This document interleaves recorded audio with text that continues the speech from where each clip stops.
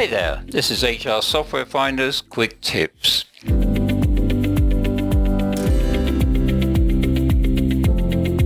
You may have an HR system, but you ever stop to think about whether you're using it to its fullest capacity? Here's part one of some handy general tips to consider. If your software is over 5 years old, there's a very good chance it either doesn't have some features you need, or it could be less configurable, or both if you're unlucky. If it's over 7 years, to be brutally honest, not only would it be lacking the stuff I just mentioned, but it'll almost certainly be slower and clunkier than newer kids on the block.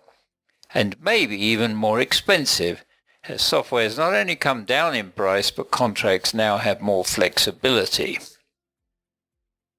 If your HR and payroll aren't integrated, it's not a showstopper, but it does make life more difficult.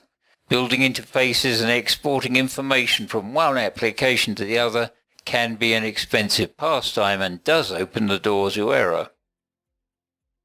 Data accuracy and timeliness of information are two big failings on HR systems. Remember, once your data has been proved incorrect, no one will ever trust your system outputs again. Enter new hires onto your system as soon as they accept. That way it will fire off a range of notifications to make sure everything's in place for the day they start.